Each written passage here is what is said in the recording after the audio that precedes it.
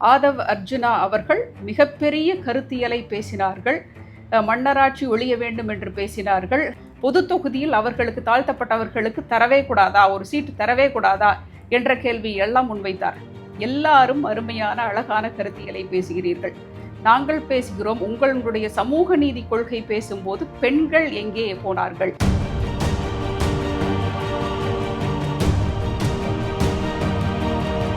ஒரு அலங்கார பொருளாக பெயருக்கென்று ஒரு பெண்களை அமர வைத்துத்தான் பார்க்கிறேனே தவிர தலைமைத்துவத்தில் ஆளும் பண்புடைய ஆளக்கூடிய தகுதியுடைய ஒருவரை ஏனும் உங்களோடு அழைத்து செல்லவில்லை.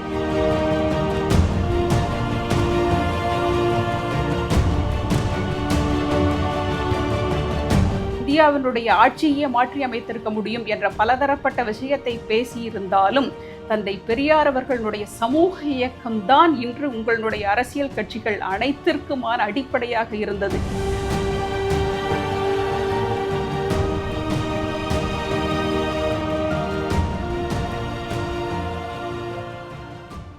அனைவருக்கும் வணக்கம்.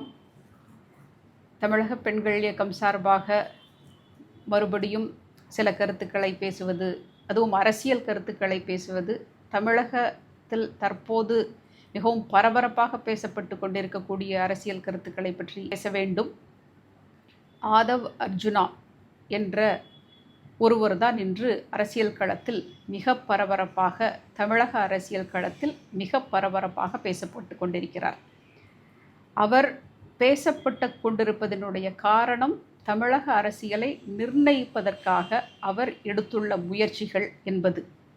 அவ்வகையில் அவர் அவ்வாறு ஒரு தமிழக அரசியலை மாற்றுவதற்கு எடுத்துள்ள முயற்சிகள், அதில் விஜய் அவர்களுடைய பங்கு, தொல் திருமாவளவன் அவர்களுடைய பங்கு, மேலும் இன்றைய முதலமைச்சர் திரு ஸ்டாலின் திமுக கட்சியினுடைய பங்கு, இவைகள் ஒரு மிகப்பெரிய தமிழக அரசியலில் என்ன மாற்றத்தை உருவாக்கும் என்பதை கிட்டத்தட்ட அனைவரும் உற்றுநோக்கி பார்த்து கொண்டிருக்கிறார்கள்.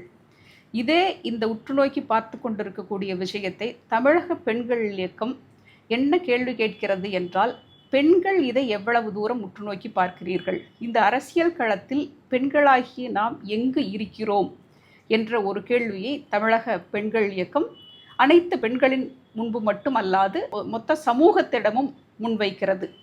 ஏனெனில் திரு விஜய் அவர்களுடைய அரசியல் பிரவேசத்திற்கு பிறகு ஏறிய ஒரு முதல் முக்கிய பொது மேடை டிசம்பர் 6 ஆதவ் அர்ஜுனா அவர்களுடைய அனைவருக்குமான தலைவர் அம்பேத்கர் என்ற புத்தக வெளியீட்டு விழா.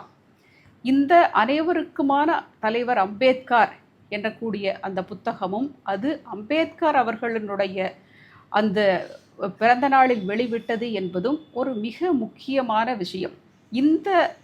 அதாவது அம்பேத்கர் அவர்கள் தாழ்த்தப்பட்ட மக்களுக்கு வளர வேண்டும், அவர்கள் முழு சுதந்திரத்துடன் எந்த பாகுபாடுமின்றி சமூக நீதி கோட்பாட்டை பேசிக்கொண்டிருக்கக்கூடிய தமிழகத்திலும் சரி, இந்தியா முழுவதிலும் சரி, எந்த ஜாதி பாகுபாடும் இல்லாமல் இருக்க வேண்டும் என்ற காரணத்திற்காகத்தான் அம்பேத்கர் முன்வைக்கப்படுகிறார். அவருடைய கருத்துக்கள், சமூக நீதி கருத்துக்கள் கொண்டு செல்லப்படுகின்றன. இதை அனைவரும் ஏற்றுக்கொண்டிருக்கிறோம். சமூக நீதி இயக்கம் கட்டமைக்கப்பட்டதும் ஜாதி ஒழிப்பு என்பது மிக மிக முக்கியமான விஷயம். அந்த ஜாதி ஒழிப்பு என்பது எவ்வாறெல்லாம் ஒழிக்கப்பட வேண்டும் என்பதை பற்றி தமிழக பெண்கள் இயக்கத்தில் இதற்கு முன்னரே நாங்கள் பதிவிட்டிருந்த வீடியோவில் கூறியிருக்கிறோம். எவ்வாறு இருந்தால் ஜாதி ஒழியும்? ரிசர்வேஷன் தேவைதான், இடஒதுக்கீடு தேவைதான். ஆனால் அந்த இடஒதுக்கீடு அப்படியே எவ்வாறு அன்று 69% தாழ்த்தப்பட்டவர்களுக்கும் பிற்படுத்தப்பட்டவர்களுக்கும் கொடுக்கப்பட்டு இன்று வரை அது முன்னிலையாக செயல்பட்டு கொண்டிருக்கிறது. அது மட்டும் போதுமா? வேறு என்னென்ன செயல்பாடுகள் தேவை என்பதை பற்றி தொடர்ந்து ஒரு விவாத பொருளாக தமிழக பெண்கள் இயக்கத்தின் வாயிலாக நாங்கள் பேசிக்கொண்டே இருக்கிறோம். இப்பொழுது மீண்டும் இந்த மேடைக்கு வருவோம். இந்த மேடை ஒரு மிக முக்கியமான அரசியல் தீர்மானத்தையும், அனைத்து மக்களும் சமம், குறிப்பாக தாழ்த்தப்பட்டவர்கள் என்று இருக்கவே கூடாது, தலித் என்ற ஒருவரும் சமமானவர், அனைவருக்கும் சமமானவராகவே நடத்தப்பட வேண்டும் என்ற ஒரு மிகப்பெரிய கொள்கை முழக்கம் அம்பேத்கர் ஆரம்பித்து பெரியார் ஆரம்பித்து இன்று வரை இருக்கக்கூடிய அனைத்து அரசியல் தலைவர்களும் கூறிக்கொண்டிருக்கக்கூடிய அந்த சமூக நீதி, சமூக பேரியக்கம் என்ற இடத்தில் நான் அன்று அந்த விழாவிற்கு சென்றிருந்தேன், கலந்து கொண்டிருந்தேன். திரு விஜய் அவர்கள் அரசியல் கட்சி ஆரம்பித்ததிலிருந்து தொடர்ந்து பார்த்து கொண்டிருக்கிறேன். அவர்கள் வந்த முதல் பொது மேடை அது. ஆதவ் அர்ஜுனா அவர்கள் மிகப்பெரிய கருத்தியலை பேசினார்கள். மன்னராட்சி ஒழிய வேண்டும் என்று பேசினார்கள். ஏன் தாழ்த்தப்பட்ட மக்களுக்கு என்று தான் ஒதுக்கீட்டில் தான் கொடுக்க வேண்டுமா? ஒரு பொது களத்தில் அவர்களுக்கான ஒரு எம்பியோ தாழ்த்தப்பட்டவர்கள் ஏன் ஒரு பொது களத்தில் நின்று பயணிக்கக்கூடாது? அவர்கள் ஏன் தேர்தலில் பொது களத்தில் அவர்களுக்கென்று ஒரு இடம் தரக்கூடாது? பொது தொகுதியில் அவர்களுக்கு தாழ்த்தப்பட்டவர்களுக்கு தரவே கூடாதா? ஒரு சீட்டு தரவே கூடாதா என்ற கேள்வி எல்லாம் முன்வைத்தார்.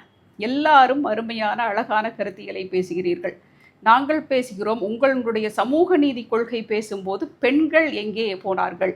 அந்த மேடையில் இவ்வளவு பெரிய கருத்தியலை பேசக்கூடிய திரு ஆதவ் அர்ஜுனாவாக இருக்கட்டும், விஜய் அவர்களாக இருக்கட்டும், இன்னும் மிகப்பெரிய மனிதர்கள் வந்திருந்தார்கள். அம்பேத்கர் பெண்களுக்குமாக சேர்த்துத்தான் பேசினார். ஆனால் அந்த மேடையில் ஏன் ஒரு பெண் கூட அமர வைப்பதற்கு இல்லையா?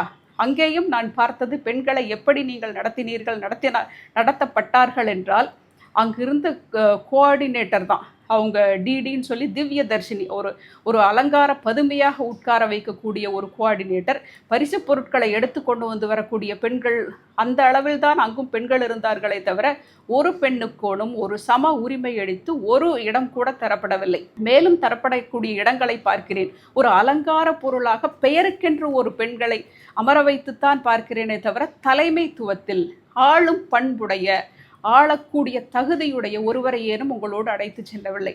எனவே இந்த அரசியல் என்பது அன்று கருத்தியலை பேசிய அரசியலில் பார்த்தது. அம்பேத்கர் அவர்கள் தன்னிடம் 50 MP இருந்திருந்தால் சில சட்ட வரையறைகளை நிறைவேற்றி இருப்பார்கள். ஆளும் கட்சியில் மிகவும் இந்தியாவினுடைய ஆட்சியே மாற்றி அமைத்திருக்க முடியும் என்ற பலதரப்பட்ட விஷயத்தை பேசியிருந்தாலும் தந்தை பெரியார் அவர்களுடைய சமூக இயக்கம்தான் இன்று உங்களுடைய அரசியல் கட்சிகள் அனைத்திற்குமான அடிப்படையாக இருந்தது. எனவே சமூக இயக்கங்களை எல்லாம் ஒழித்துவிட்டு வெறும் அரசியல் கட்சியை மட்டுமே ஆரம்பித்து நீங்கள் வாழ்ந்து விடலாம் என்றால் அது ஒரு மிகப்பெரிய தவறான, தமிழகம் இந்தியாவிற்கு வைத்த உதாரணத்திற்கு மிக மாறான கருத்து. எனவே இன்று நான் பார்த்து கொண்டிருப்பது திரு விஜய் அவர்களுடைய அரசியல் பிரவேசமும் சரி, ஆதவ் அர்ஜுனா அவர்களுடைய இந்த அரசியல் திருப்புமுனையை ஏற்படுத்தி கொண்டிருக்கின்ற இந்த இரண்டு விஷயங்களும் பணத்தை மையக்கூறாகவே வைத்து செயல்பட்டு கொண்டிருக்கின்றன. தொல் திருமாய் அவர்கள் நான் மட்டுமல்ல அனைவரும் மதிப்பவர்கள். ஏனென்றால் அவர் எந்த பணமும் இல்லை, கருத்தியலை மட்டுமே வைத்து கருத்தியலுக்காகவே தன்னுடைய உயிரையும் ஆன்மாவையும் கொடுத்து அவர் செயல்பட்டு கொண்டிருக்கிறார் என்பது அனைவருக்கும் தெரிந்தது. ஆனால் இன்று ஆதவ் அர்ஜுனா அவர்களும் விஜய் அவர்களை போன்ற பணம் இருக்கக்கூடிய வலிமை பெற்றவர்களே வரக்கூடிய ஒரு மையமாக அரசியல் அமைந்து விட்டது என்று சமூக பேரியக்கங்கள் கட்டியமைக்கப்பட்ட தமிழகத்தில் இப்படி நடந்து கொண்டிருப்பது என்பது மிக வருந்தக்கூடிய விஷயம்.